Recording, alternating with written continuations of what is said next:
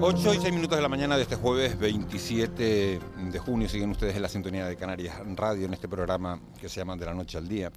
Y hoy tenemos la suerte de contar en nuestros estudios, en este tiempo de desayuno, con un hombre al que le queremos honestamente rendir homenaje. Homenaje por el servicio público que ha prestado en un montón de años. Mañana se jubila. Es Amos García Rojas, uno de los hombres que condujo, que tuvimos todos muy presentes durante la pandemia del COVID, que ha sido jefe de epidemiología del gobierno de Canarias, miembro de la Sociedad Española de Vacunología, y nos dirigió, nos protegió durante la pandemia. Mañana se jubila. Doctor García Rojas, muy buenos días, gracias por acompañarnos. Muy buenos días, Miguel Ángel, y antes que nada, muchísimas gracias por las palabras tan amables que has tenido conmigo. ¿Después de cuánto tiempo? Pues más de 40 años, que se dice pronto, pero tardan mucho en cumplirse. ¿Qué siente en este momento, ¿no? Cuando echa la vista atrás y dice, me voy después de 40 años de... Después de 40 años de trabajo intenso, donde he tenido ratos muy buenos, pero también ratos cargados de tensión y desagradables, porque así lo requería la actividad profesional que estábamos desarrollando. Mira, me suelen preguntar mucho si estoy alegre por la jubilación. Yo digo, pues no. Me preguntan a continuación, ¿entonces estás triste? Y digo, no, pues tampoco, lo que tengo es vértigo, Miguel Ángel, lo que tengo es vértigo ante una nueva etapa en la que se me abre un vacío que tengo que llenar con otras actividades y lógicamente lo pienso hacer. ¿Canarias cuenta con una buena sanidad pública, doctor García Rojas? Canarias cuenta con una sanidad pública, eso de entrada, y eso ya es bueno porque lógicamente eso no ocurre en todos los países en nuestro mismo contexto socioeconómico. Que sea lo suficientemente potente, hombre, nos gustaría que fuera todavía mejor. Tiene algunas deficiencias, pero yo creo que lo importante es subrayar que al menos tenemos una sanidad pública. El momento más difícil, entiendo, en estos 40 años de servicio público ha sido enfrentar la pandemia del COVID, ¿no? Sí, desde luego. Han habido otros momentos duros, a lo largo ¿Sí? de toda mi trayectoria profesional. Han habido momentos difíciles y con problemas de salud francamente importantes, pero lógicamente el que desbordó por completo las previsiones que yo tenía para lo que podía ser mi actividad profesional fue sin lugar a dudas la pandemia. Estaba a las 24 horas en aquellos años, las 24 horas atendiéndonos a los medios de comunicación, no las 24 horas, pero buena parte del día en los medios de comunicación. ¿Es verdad que siempre se contaba la verdad o se suavizaba para no alarmar? No, yo creo que siempre se contaba la verdad de lo que se sabía, pero lo que sí es cierto, y es algo que a mí me ha agobiado en relación a la pandemia, es que a veces no habían respuestas porque las preguntas que se nos hacían todavía no tenían una suficiente evidencia científica que nos permitiera dar una respuesta sólida, correcta ante esa situación. Y esa incapacidad de dar una respuesta, el tener que decir a veces, no lo sé, es algo que algunos intentábamos y hacíamos, pero no todos los que eran interlocutores en el contexto de la pandemia eran capaces de decir no sé cuando había que decirlo. ¿Llegó a pasar miedo en algún momento diciendo esto se nos va de las manos, esto es incontrolable? No, miedo nunca, porque yo estaba seguro que era un problema que iba a solucionarse, que la ciencia es un elemento clave que avanza en el sentido de cuando más importantes son los desafíos, y estaba convencido que se iba a solucionar. Preocupación sí, evidentemente, mucha preocupación. Es que, Miguel Ángel, es que nos olvidamos de aquellas imágenes dantescas de los cadáveres apelotonados en el Palacio del Hielo, los ataúdes, porque no había espacio en las morgues suficientes para poder aliviar esa situación. Nos olvidamos del drama que suponía para las familias no poder despedir a sus seres queridos como les hubiera gustado. Eso lógicamente que te preocupaba, eso lógicamente que te impactaba. Convivir diariamente con los casi 500 muertos que se daban en el país era algo tremendamente duro. Y hemos aprendido algo de todo aquello, doctor García Rojas. Lo digo porque estamos viviendo ahora un repunte de casos de COVID. Todos tenemos a nuestro alrededor gente con el COVID. Evidentemente no con la gravedad de un inicio, pero sí que estamos viendo un repunte y vemos que prácticamente nadie, no vemos mascarillas por la calle. Todo el Sí, mundo sabe que hay COVID y nadie se pone la mascarilla. ¿Hemos aprendido algo? sí, hemos aprendido, pues yo espero que sí, aunque a veces la realidad te hace entender que no hemos aprendido lo que a mí me gustaría que hubiéramos aprendido, pero no sitúo el proceso de aprendizaje en la ciudadanía, lo sitúo más bien en en la estructura sanitaria. Hemos aprendido que es necesario entender que el sistema sanitario, como una de las piezas angulares del estado de bienestar, junto a los servicios sociales, junto a la educación, nunca debe ser objeto de recortes, sino todo lo contrario, de promoción para conseguir un mundo más sano, más sensato. ¿Hemos aprendido eso? Pues eso espero que sí, pero a veces tengo mis dudas. Y en función a lo que comentabas de la nueva situación de incremento en el caso de COVID, yo creo que este nuevo escenario que estamos tendiendo, lo que nos está explicando claramente es el éxito que hemos tenido en la lucha contra la pandemia. Procesos como el que estamos teniendo ahora vamos a seguir teniendo, van a seguir apareciendo nuevas variantes, esto es así, mira, en la gripe cada temporada aparece una nueva forma de expresarse del virus de la gripe, y lo que tenemos que tener claro es que afortunadamente, y salvo alguna situación francamente extraordinaria, lo normal es que estas nuevas cepas circulantes del COVID vayan a tener dos características: que van a ser más transmisibles, y eso es lógico porque son nuevas, no hay ningún recuerdo protector en la ciudadanía frente a ellas, pero cada vez van a tener una menor virulencia. Repito, salvo que ocurra una situación absolutamente extraordinaria. Y ese es un escenario con el que vamos a tener que convivir. Y afortunadamente los casos de COVID que vamos a seguir teniendo, en la inmensa mayoría de las ocasiones, van a ser procesos leves. Ahora bien, cuidado.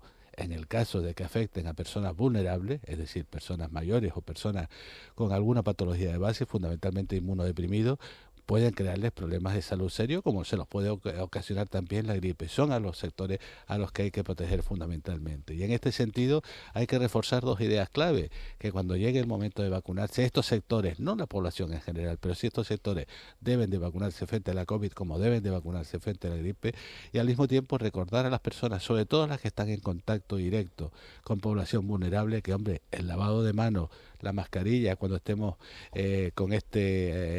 cerca de estos sectores poblacionales, la mascarilla, la ventilación siguen siendo factores clave no solo para el COVID, sino también para otras patologías de tipo respiratorio. Buenos días, doctor. Doctor García Rojas, Amos. Buenos días, Ángeles. Volviendo a recordar aquellos tiempos, ¿no? Aquellos meses, aquel año largo, ¿no? Que pasamos en plena pandemia, que nos veíamos tantísimo, porque nos veíamos prácticamente, ¿no? Tenías relación con todos los periodistas que estaban trabajando este asunto.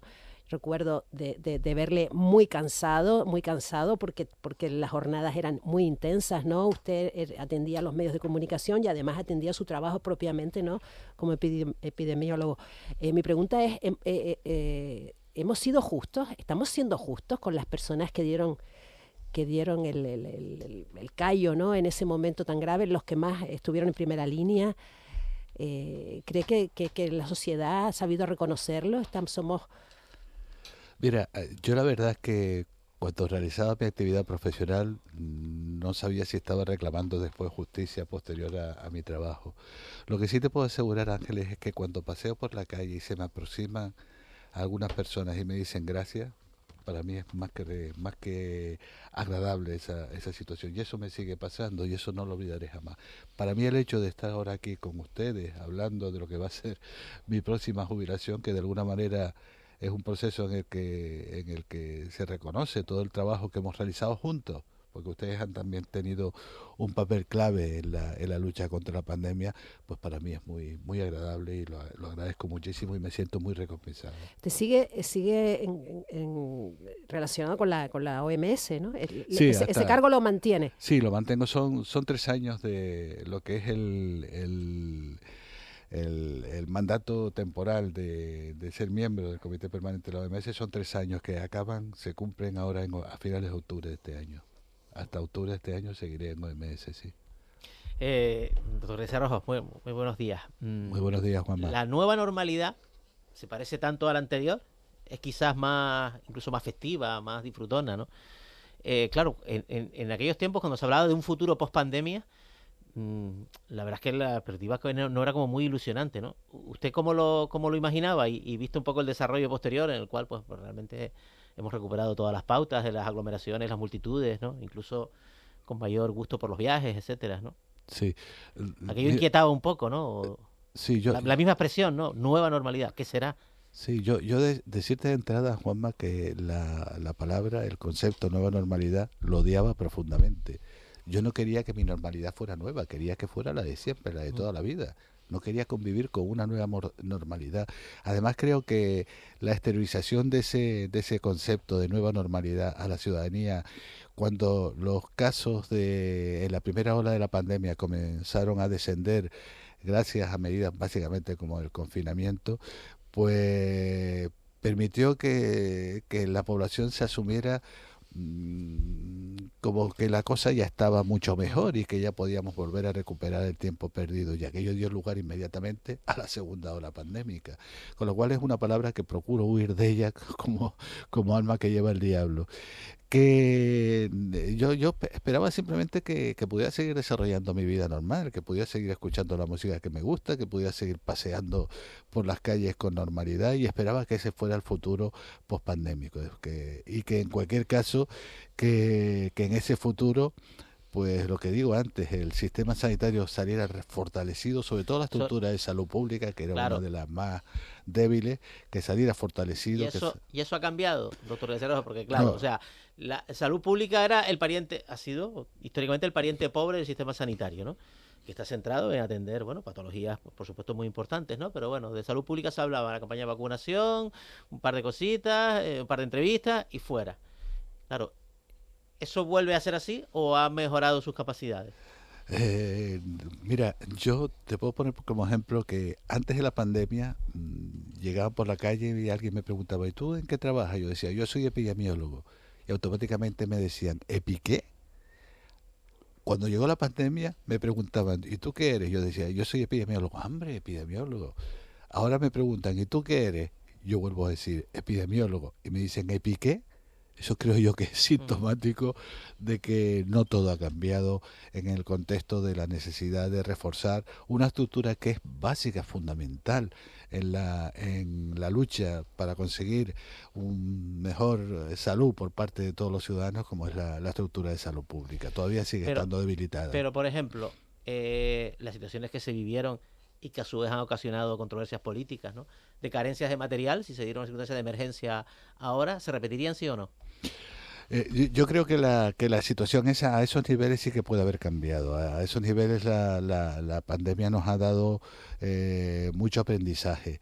Y tú lo dices muy bien, es que, oye, que nos hemos olvidado de aquellas imágenes de los sanitarios envueltos en bolsa de basura para protegerse de una situación absolutamente dramática y poder seguir atendiendo a sus pacientes. Son imágenes que se dieron porque eran realidades que se estaban produciendo en el ámbito de la atención sanitaria, que nos teníamos que envolver en bolsas de basura para atender a los pacientes. Esas situaciones yo creo que sí pueden ser modulables, y en este sentido, por ejemplo, en el contexto de la gripe aviaria, el que no nos debemos preocupar por esa situación, pero tampoco nos debemos de preocupar, hay que estar vigilante. Ya varios organismos internacionales han hecho un acopio de posibles vacunas frente a esta patología. Es decir, algo se ha conseguido modificar en lo que era la actitud normal que había frente a los procesos transmisibles. Doctor García Rojas, uno de los momentos que a mí se me quedó grabado en la pandemia, de las muchísimas horas de televisión que compartimos en el plató de fuera de plano y en los micrófonos de radio, fue cuando se pedía que los grandes laboratorios se dieran las patentes a los países más pobres, los países que no podían comprar las vacunas. Usted era partidario siempre de aquello, decía, hay que ceder gratuitamente las patentes a estos países. Eso no se produjo. Vivimos en un mundo absolutamente insolidario. Totalmente, Miguel Ángel. Yo uno de los grandes traumas que me ha producido la pandemia es ver cómo la OMS saca un programa común, ¿no?, para consolidar una central de compras global que permita y garantice que las vacunas van a llegar a todos los países del mundo. Era el programa COVAX. Y sin embargo, cuando las vacunas aparecieron, pues los países ricos empezaron a hacer acopio de las mismas, olvidándose, por supuesto, de algo además que era fundamental para poder abordar la pandemia. Y es que la pandemia es un problema global que requiere respuestas globales, no respuestas exclusivamente locales. Y esa falta de solidaridad, esa falta de entender que o aquí salíamos todos o no salía ninguno, pues desgraciadamente no formó parte de lo que es la realidad de actuación, los modelos de actuación que se deben desarrollar desde los países desarrollados. Doctor, insolidaridad entre países, pero también dentro de nuestro país. Hombre, ¿Qué se le pasa por la cabeza cuando ve las noticias, las investigaciones que se están llevando a cabo sobre supuestos casos de enriquecimiento a costa del sufrimiento de todos, a costa de la compra de mascarillas, de estos equipos que eran tan necesarios en ese momento? ¿Qué se le pasa a usted por la cabeza? ¿Sospechó de que esto pudiera estar ocurriendo? No. ¿Pero qué se le pasa ahora? ¿Qué piensa, no, cuando ve esto con todo lo que usted trabajó y sus compañeros? Sí, no, de verdad, nunca lo pude sospechar, porque no podía entender jamás en la vida de que alguien, con el drama que estaba cayendo, con los muertos que se estaban dando, pudiera buscar algún tipo de triquiñuela para enriquecerse personalmente. Eso es absolutamente dramático. Y en otro perfil de cosas, yo creo que también conviene recordar que cuando empezaron a llegar las vacunas, hubo gente que se saltó que se vacunó antes, sí, señor. las pautas de los grupos de riesgo que teníamos establecidos, y bueno, eso también es un fruto, un reflejo de que primero mi ombligo y después ya veremos. Y eso la verdad es que es absolutamente lamentable, y es muy indicativo de que hay un problema serio en lo que es la estructura social. Se convirtió usted en un personaje famoso, popular, y como científico, ¿no? Fue un momento que los científicos tuvieron un papel estelar, ¿no? Por razones obvias, pero usted especialmente, y además nacional e incluso internacional, ¿no? Porque usted fue entrevistado por televisiones de otros continentes, por televisiones nacionales. ¿Cómo vivió eso, esa fama? Pues lo viví de una manera muy especial, porque francamente no esperaba en la vida que fuera a convertirme en un reflejo mediático. Pero sí tenía claro una cosa, Ángeles, y es que era fundamental trasladar un discurso a la ciudadanía, y para trasladar el discurso a la ciudadanía había que hacer uso de los que son los que llevan los mensajes a la ciudadanía, que son los medios de comunicación. Por lo tanto, yo me acuerdo que incluso un lema que utilicé mucho en las redes sociales, calma, paciencia y prudencia, lo empecé a trasladar porque creía que eran los tres elementos que debían configurar el mensaje que teníamos que llevar a la población. Calma, no estábamos ante el fin del mundo, era un problema que se iba a solucionar, que la ciencia iba a posibilitar que se solucionara. Paciencia, porque no se iba a solucionar en 2 días, íbamos a tardar muchísimo más tiempo. Y prudencia, porque es la madre de todas las virtudes para abordar este tipo de problemas. Y además te puedo decir que en muchos momentos, yo lo he comentado, casi tuve más contacto con los medios de comunicación, con profesionales de los medios, que con profesionales sanitarios. Y esto me ha permitido constatar, y lo digo honestamente, y lo digo porque lo he vivido así, la alta profesionalidad que tienen los medios en nuestra tierra, en líneas generales. La verdad es que me resultó gratamente satisfactorio. Y por supuesto, tengo que agradecer de verdad, y lo digo ahora que ya me faltan nada más 24 horas para dejar de trabajar, el cariño y el respeto con el que me han tratado. Doctor, tengo aquí una cuenta de Telegram que se llama No Más Secretos, que tiene 50.000 seguidores solo en España, ¿no? Y la mitad de los mensajes tienen que ver con el negacionismo. Esto usted, a toro pasado, cómo lo vive, cómo lo vivió y cómo lo vive, ¿no? El hecho de que, en fin, de que haya personas, pero no personas y colectivos numerosos, ¿no?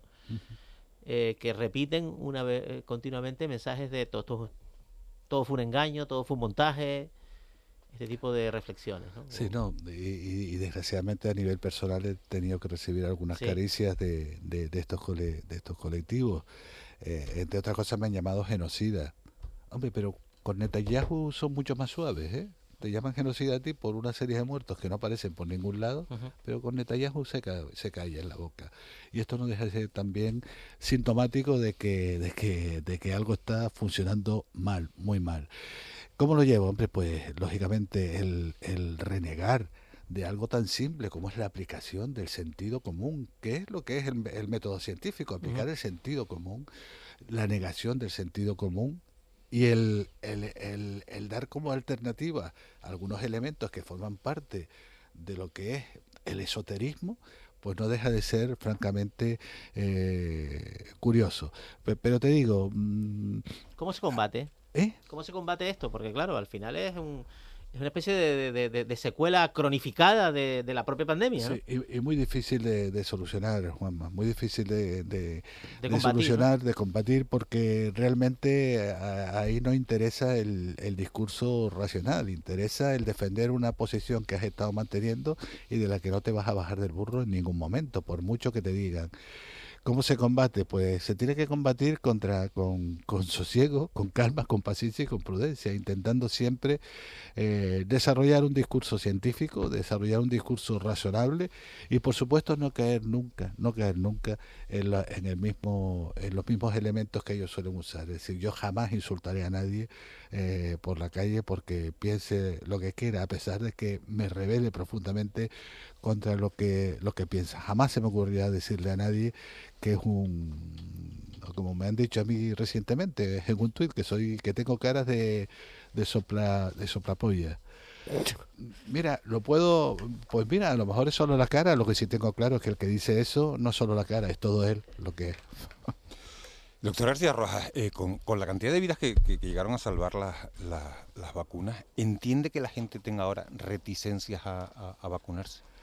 Lo entiendo porque también han habido algunos errores en la forma de exteriorizar lo que eran las campañas de vacunación antigripal. Mira, un error muy importante que yo he estado tratando de subrayar mucho estos días es que se vendió lo de las vacunas de la COVID como ahora es la primera dosis, ahora viene la segunda, la tercera, la cuarta, la quinta, como si esto fuera un Fast and Furious 1, 2, 3, 4 y 5, un Rocky 1, 2, 3, 4 y 5. Y no. Lo que teníamos que haber dicho es lo que era la realidad, que había una pauta de primo vacunación que eran las 2 primeras dosis y las demás eran dosis de refuerzo, booster, como las que hacemos normalmente en los calendarios vacunales. Esta dinámica de ponerle un número a cada dosis que recibíamos fue un error, entiendo que ha sido un error profundo que ha creado cierta desadherencia a la ciudadanía al hecho vacunar. También es verdad que ahora la ciudadanía ya percibe lo que es el COVID de una manera diferente a como lo percibía durante la pandemia y esto los hace pues más remisos a acudir al hecho vacunar. Por eso es fundamental trasladar en estos momentos el mensaje de que la COVID afortunadamente en líneas generales es un cuadro que no tiene una trascendencia clínica importante en las personas que no son de edad avanzada o no tienen alguna patología de base, pero que a estos grupos de personas un COVID como una gripe se los puede llevar por delante y son a los que tenemos que proteger. Doctor, ¿las empresas, las farmacéuticas estuvieron a la altura o hicieron negocio descaradamente y se aprovecharon de las circunstancias? No, indudablemente hicieron negocio. Pero hay un negocio razonable y otro negocio que cede, ¿no? Lo razonable. Sí, en este sentido se ha dicho mucho eso de que las vacunas se han producido en un tiempo muy superior al habitual de las vacunas, sin ser consciente de 3 factores que creo que hay que subrayar para explicar esto. En primer lugar, que la plataforma de ARN mensajero, que es la que primera salió con la vacuna, posibilita que las vacunas lleguen mucho antes en tiempo que el resto de las plataformas que se usaban habitualmente en el campo de las vacunas. También nos olvidamos de que cuando apareció el SARS-CoV-1, el SARS, ya se empezaron a desarrollar vacunas frente al SARS. Lo que pasa es que dejaron de seguirse produciendo cuando el SARS desapareció.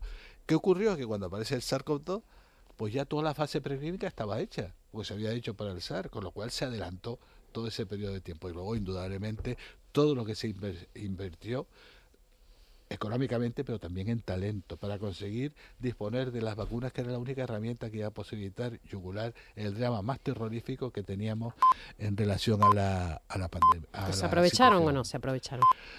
Hombre, indudablemente le han sacado un rendimiento económico. Mira, a mí hay aspectos que no me han gustado nada. Por ejemplo, los contratos de compra que hizo la Unión Europea, que posibilitaron que nos llegara la vacuna en tiempo a los ciudadanos europeos. Consiguieron también que se yugulara el proceso COVID, que es la parte negativa, pero yo nunca sé, no se sabe el cuánto ha costado comprar esas vacunas por la Unión Europea. No se ha transparentado. Eso no me gusta nada. Estamos recibiendo un montón de mensajes para Amos García Rojas a través del 616-486-754, 616-486-754, de agradecimiento. Hasta los compañeros. Vinita Matani, médico del Servicio Canario de la Salud, dice: maravillosa entrevista a Amos García Rojas, felicidades, gracias, ¿no? Eso es lo que decía al principio, ¿no? Que llena, ¿no? Llena mucho, Miguel Ángel, y en estos momentos en que mañana acaba mi actividad laboral, pues hasta me emociona un poquito, con lo cual no sé cómo voy a salir de aquí. Bueno, de la última pregunta la tiene Juanma. No, de cara al futuro, una pregunta médica, pura, fría. De cara al futuro, usted como experto, ¿qué teme más? ¿Otra pandemia provocada por un virus animal o las bacterias multiresistentes? ¿Qué es una mayor amenaza para la salud pública mundial en este momento? No, las dos, Juanma. No podemos, entre lo malo y lo peor no podemos elegir. Las dos son malas y las dos pueden ser peores. ¿Que vamos a convivir en el futuro con una nueva pandemia? Indudablemente, porque los condicionantes que han posibilitado que aparezca esta siguen estando ahí. Ahí está el cambio climático, que produce una distorsión en la ecología de los microorganismos. Ahí están también las actividades que han posibilitado que ese cambio climático se acelere, como es la deforestación de la Amazonia, que se llevó a cabo en Brasil por parte de Bolsonaro, que eso lo que ha conseguido es ir desplazando toda la fauna que había en determinadas zonas hacia núcleos más próximos al ser humano. Ahí está la pobreza es la cada vez más desesperante diferencia que hay entre países ricos y países pobres. La pobreza es un caldo de cultivo absolutamente espectacular para el desarrollo de problemas transmisibles en forma pandémica. Y luego el concepto que me parece absolutamente necesario interiorizar, el concepto One Health de OMS. Es impensable que entendamos que la salud humana puede ir al margen de la salud animal y de la salud ambiental.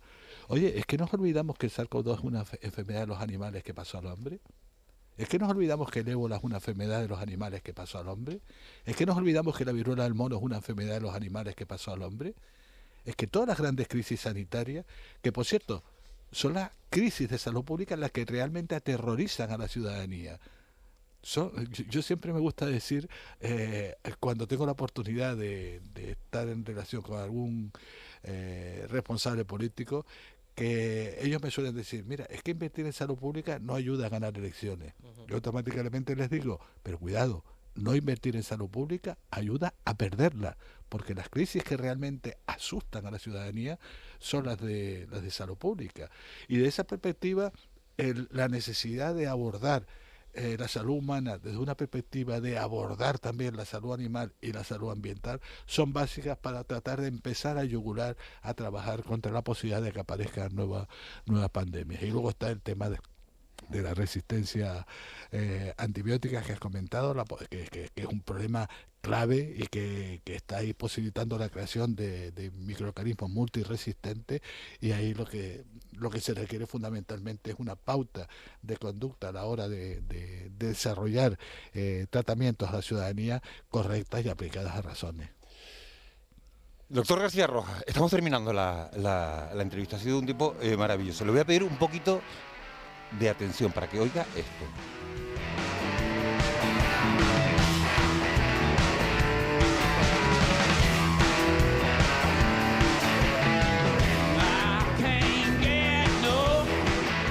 Los conoce, ¿no? Hombre, además me produce mucha satisfacción oírlo. Dice que las pasiones del doctor García Rojas, Amos García Rojas, es su trabajo, al que pone mañana punto final después de 40 años de servicio público, la familia y el rock and roll. Sí, indudablemente el rock and roll, pero a veces me dicen, ¿cómo es posible que te guste tanto? Digo, hombre, es que lo raro sería que no me gustara. Yo soy un hijo del rock and roll. Es la banda sonora de mi vida. ¿Cómo no me va a gustar los Rolling Stones? Y por cierto, el Mick Jagger tiene ya 82 años y sigue cantando en un escenario. Yo tengo menos años y no sé dónde estaré cantando a partir de mañana, pero intentaré estar en algún escenario por ahí. A partir de ahora, conciertos todo el rato. ¿A partir de ahora qué? Bueno, a partir de ahora, conciertos todo el rato no lo sé, porque voy a pasar a formar parte del amplio elenco de personas jubiladas y la pensión de jubilación no da para poder ir a todos los conciertos que me gustaría, pero en cualquier caso sí que iré a los que tenga más cerca. Y además me he propuesto dos cosas, Miguel Ángel, que no sé si seré capaz de cumplir. La primera es intentar hacer un libro sobre todas mis experiencias en la pandemia. Y la segunda es volver a recuperar clases de guitarra. Yo tocaba la guitarra cuando era adolescente. Volver a recuperar, ponerme a volver a aprender a tocarla, porque ya ni tengo callos en los dedos. Y pues son dos actividades que pienso llevar a cabo. Y seguir a la banda de su hijo. Y seguir a la banda de mi hijo, por supuesto. ¿Qué se llama? Que están, la verdad es que lo están petando. Ayer precisamente nos mandó un vídeo de que habían tocado invitado una canción de una banda argentina que estaba tocando en Madrid y les invitaron a subir al escenario a tocar un tema de ellos. ¿Cómo se llama la banda? Cupido. Cupido. La banda. Cupido. Amos García Rojas, nosotros sí nos hemos enamorado de usted en este tiempo de servicio público. Gracias con mayúscula por la atención, por la delicadeza, por el cariño, por la disposición que nos ha mostrado siempre cada vez que lo hemos llamado. Horas sin dormir, noches sin pegar ojo, horas de trabajo que no terminaban nunca, días que no terminaban nunca, y siempre una sonrisa, siempre una buena explicación. Gracias y hasta pronto. Nada, Miguel Ángel, muchísimas gracias a todos y todos ustedes. Juanma, Ángeles, ha sido un placer, de verdad, un placer. Y espero que nos sigamos encontrando en el camino. Y que sepa que lo vamos a seguir llamando a pesar de que se jubile, ¿eh? Cuando tengamos dudas, aquí mantendremos el contacto y siempre que nos lo permita le seguiremos llamando para contar con su opinión. Amos García Rojas, un placer. Feliz jubilación. Muchas gracias. Buen día. Buen día.